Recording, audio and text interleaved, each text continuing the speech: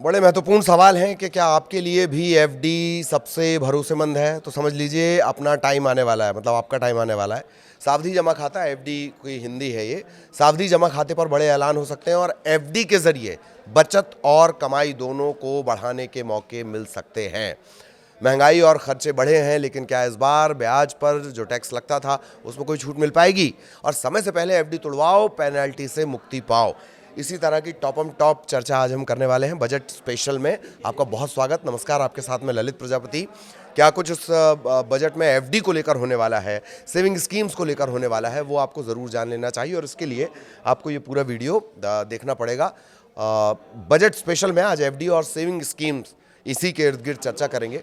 दरअसल भारत में बड़ी संख्या में लोग जो अपनी बचत है वो बैंक डिपॉजिट पर उनकी निर्भरता है, लेकिन एफडी और सेविंग अकाउंट के ब्याज पर टैक्स छूट सालों से नहीं बढ़ी है, जबकि महंगाई और खर्चा तो लगातार बढ़ता जा रहा है। महंगाई को तो क्या क्या कहा जाता है पॉलिटिकल बाजार में, उसकी बात नहीं करेंगे।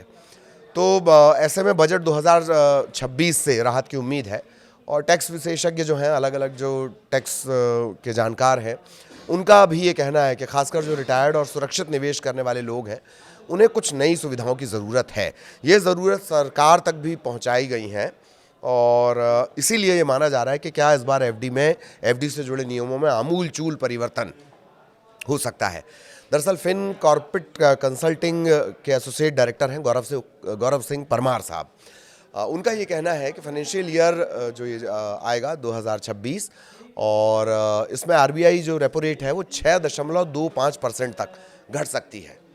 फाइनेंशियल ईयर में, वित्तीय वर्ष 2026 में जो आरबीआई की रेपो रेट है वो 6.25% तक घट सकती है और बजट 2026 में एफडी निवेशकों के लिए कई अहम सुधार पेश किए जा सकते हैं। अच्छा, एक बात तो साफ है कि अभी भी भारत में बहुत से लोग अपनी बचत को बैंक डिपॉजिट में रखते हैं। बैंक डिपॉजिट मतलब एफडी वगैरह का उनका जो कल्चर है उसी को फॉलो करते हैं और इसके ब्याज पर ही उनकी वित्तीय सुरक्षा निर्भर होती है। Security, financial security. कई सालों से इस पर मिलने वाली जो टैक्स छूट है यानी टीडीएस और आयकर लाभ वो नहीं बढ़ा है, जबकि महंगाई, मेडिकल का खर्च, रोज़मर्रा की जो चीज़ें हैं वो लगातार महंगी हो रही हैं, उसको लेकर आप देखते ही हैं। तो बजट 2026 में इस स्थिति में बदलाव की उम्मीद है और जैसे कि हमने आपको बताया कि इस तरह के सजेशंस भी पहुंचे हुए हैं। टैक्स विशेषज्ञों के अनुसार रिटायर्ड लोग और सुरक्षित निवेश करने वाले लोग फिक्स डिपॉजिट और सेविंग अकाउंट पर भरोसा रखते हैं। उन्हें नई सुविधाओं की बहुत ज़्यादा ज़रूरत है। जानकारों का कहना है कि वित्त वर्ष 2026 में आरबीआई की रेपो रेट जो है वो 6.25% कम होगी और एफडी के लिए कई सुधार आएंगे। अब समझिए कि आपको क्या क्या सुविधाएं मिल सकती हैं, उसे सिलसिलेवार एक एक करके हम आपको बताते हैं। फ्लेक्सी एफडी और नई सुविधाएं। अब ये फ्लेक्सी एफडी क्या भला हो गई भाई? फ्लेक्सी एफडी उत्पाद लाने की संभावना है जिसमें निवेशक जो क्वार्टरली ब्याज होता है हर 3 महीना, उसे फिर से निवेश यानी री इन्वेस्ट कर सकेंगे और एफडी तोड़ने पर कोई पेनल्टी भी नहीं लगेगी। फिलहाल क्या होता है, फिलहाल अगर समय से पहले आप एफडी तोड़ते हैं तो आमतौर पर ब्याज दर में 0.5% से लेकर 1% तक की जो पेनल्टी लगती है, ठीक है, 0.5% से 1% तक की पेनल्टी लग जाती है, जो आपके मूलधन यानी प्रिंसिपल अमाउंट इस पर नहीं लगती है, बल्कि जो मिलने वाला ब्याज है उस पर लगती है। इससे क्या होता है, इससे आपको ब्याज कम मिलता है, आपके जेब में पैसा कम पहुंचता है। ये पेनल्टी बैंक और एफडी की शर्तों के मुताबिक अलग अलग हो सकती है, ठीक है। और टैक्स सेविंग एफडी तोड़ने पर टैक्स छूट भी वापस करनी पड़ सकती है, लेकिन अगर फ्लेक्सी एफडी आती है तो ऐसा नहीं होगा। अच्छा, इसका पर्पस क्या होगा, क्यों आखिर ये सरकार का दिमाग इस पर चल रहा होगा, उसका भी मैं आपको वजह बताता हूँ।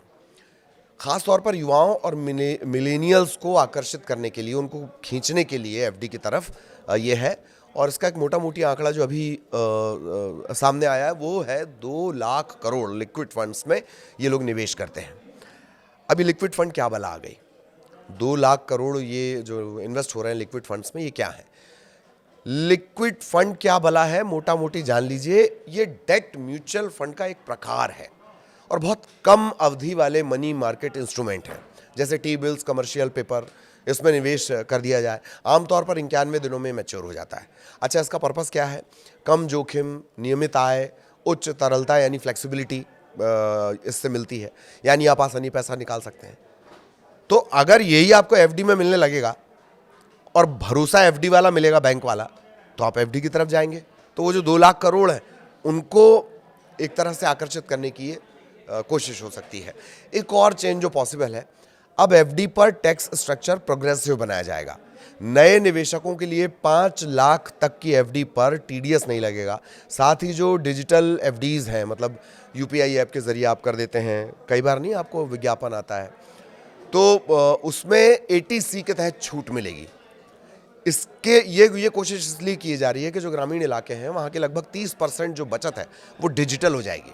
डिजिटल होने के हमेशा 2 फायदे होते हैं, एक तो पेपर वर्क से मुक्ति, झंझट से मुक्ति, प्रोसेस ईजी हो जाती है, और डिजिटल हो जाने का मतलब कि हर चीज़ सरकार की नज़र में, कुछ छुपा नहीं सकते हो आप। ठीक है, वरिष्ठ नागरिकों के लिए सरकार 15 लाख तक एफडी पर 7.75% ब्याज की गारंटी दे सकती है।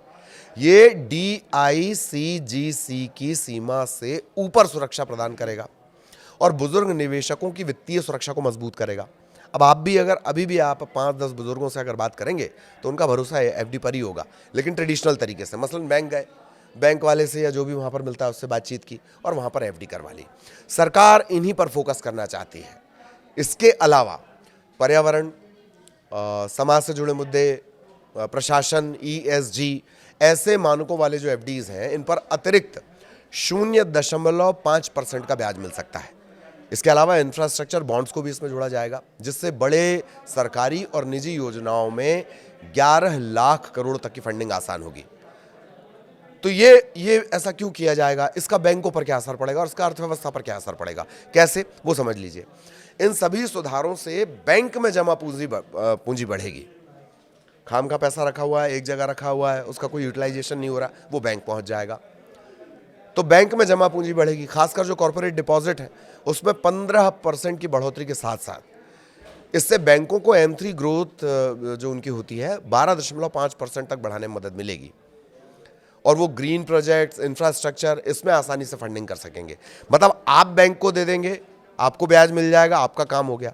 बैंक उसे कहाँ लगा सकेगा, कोई गया लोन लेने, मैं गया लोन लेने, आपने एफडी की है, मैं लोन लेने गया कि मैं एक की प्रोजेक्ट लेकर आया हूँ, तो मुझे आसानी से फंडिंग मिल जाएगी। इसके अलावा सेविंग्स क्रेडिट भी शुरू हो सकता है। सिद्धार्थ मौर्य के अनुसार बजट 2026 में फिक्स डिपॉजिट एफडी पर टैक्स व्यवस्था को पूरी तरह नए तरीके में बदला जा सकता है, चेंज किया जा सकता है। उनका कहना है कि ये है, मौर्य जो है जानकार हैं वो, उनका कहना ये है कि सरकार सेविंग्स क्रेडिट नाम का एक नया सिस्टम ला सकती है। इसके तहत अगर कोई निवेशक 3 साल या उससे ज़्यादा समय की एफडी करता है तो 2 लाख तक की ब्याज आय पर 30% की टैक्स छूट मिलेगी। ठीक है, एफडी आपने की, 3 साल से ज़्यादा समय की एफडी आपने कर दी है, तो जो 2 लाख तक की ब्याज आय है, उसका ब्याज अगर 2 लाख रुपए आ रहा है तो उसमें 30% तक की टैक्स छूट मिल जाएगी। इससे जो खासकर HNI यानी अमीर जो निवेशक हैं वो एफडी की तरफ लौट सकते हैं, जो 2025 के बाद बाजार में उतार चढ़ाव के कारण म्यूचुअल फंड और इन सब चीज़ों से दूर हो रहे हैं। अनुमान यह है कि इससे 4 लाख करोड़ तक का नया निवेश मिलेगा। ठीक है, अब एफडी में MSME को सस्ता लोन मिलने का रास्ता साफ हो सकता है एफडी के जरिए। बजट में MSME सेक्टर के लिए भी राहत की तैयारी है। प्रस्ताव यह है कि डिपॉजिट को एक साथ जोड़कर यानी पूलिंग बनाकर MSME क्लस्टर्स को 9% से कम ब्याज दर पर लोन दिया जाए। इससे क्या होगा, देश के करीब करीब 6 करोड़ छोटे और मझोले उद्योगों की जो वर्किंग कैपिटल की समस्या है वो खत्म हो जाएगी। वर्किंग कैपिटल क्या है, कार्यशील पूंजी, यानी जो डेली के खर्चे होते हैं ना, इसमें सैलरी आ जाती है, किराया देना है, अगर आप कहीं किसी बिल्डिंग को किराए पे लेकर चला रहे हैं, कच्चा माल आपको खरीदना है, डेली बेसिस के जो काम होते हैं उस तरह के खर्चे ये वर्किंग कैपिटल में आते हैं। एक और ख़ास बात है कि जो लोग रिस्क नहीं लेना चाहते उनके लिए इन्फ्लेशन इंडेक्स्ड एफडी ये लाने का सुझाव दिया गया। इसमें निवेशकों को CPI यानी महंगाई दर प्लस 1%, महंगाई दर प्लस 1% का रिटर्न मिलेगा और मूलधन जो है वो पूरी तरह सुरक्षित रहेगा। ऐसे निवेशकों की संख्या देश में करीब करीब 40% मानी जाती है। अब एक नवाचार ये भी हो सकता है कि बैंकों को फैमिली एफडी पैक्स ये शुरू करने का सुझाव भी दिया गया। इसमें क्या होगा, पति पत्नी के नाम से एक जॉइंट एफडी हो जाएगी। इससे टैक्स का बोझ कम किया जाएगा और परिवार की बचत को और बेहतर तरीके से प्लान किया जा सकेगा। हेल्थ इंश्योरेंस से जुड़े फायदे की भी तैयारी है, यानी अगर कोई निवेशक है वो अपनी एफडी का कुछ हिस्सा हेल्थ इंश्योरेंस प्रीमियम में बदलता है तो उसको 50% तक की छूट मिलेगी। इससे क्या होगा, स्वास्थ्य सुरक्षा मिल जाएगी, मेडिकल गारंटी मिल जाएगी और बचत भी हो जाएगी। इससे दोनों को बढ़ावा मिलेगा। इसके अलावा जो सिद्धार्थ मौर्य हैं उनका ये भी कहना है कि ये सभी सुधार आरबीआई के 13.5% क्रेडिट डिपॉजिट रेशियो के लक्ष्य को पूरा करने में मदद करेंगे। बहुत अंदर जाने की जरूरत नहीं, आरबीआई का एक टारगेट है। अगर एफडी में ये आमूलचूल परिवर्तन होते हैं तो आरबीआई का वो टारगेट पूरा हो जाएगा। इसके अलावा वैश्विक स्तर पर ब्याज दरों में कटौती के बीच रुपए की स्थिरता मजबूत होगी और एफडी को समान और सुरक्षित आर्थिक विकास की मजबूत नींव के रूप में स्थापित किया जा सकेगा। इन सभी सुधारों से बैंक में जमा पूंजी बढ़ेगी, खासकर कॉर्पोरेट डिपॉजिट में 15% तक की बढ़ोतरी के साथ साथ M3 ग्रोथ 12.5%, ये हमने आपको बताया। ग्रीन प्रोजेक्ट्स, इंफ्रास्ट्रक्चर, इन तमाम चीज़ों में भी फिर निवेश के रास्ते साफ हो जाएंगे।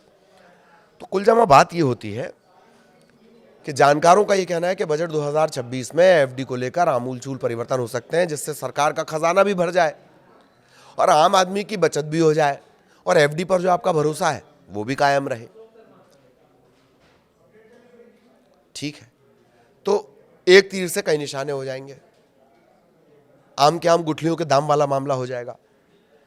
आगे भी ऐसे किसी और विषय को लेकर बजट स्पेशल में हम आपसे मिलेंगे और बताएंगे क्या आपके लिए फायदेमंद रहने वाला है जो बजट 1 फरवरी को आने वाला है। फिलहाल नमस्कार।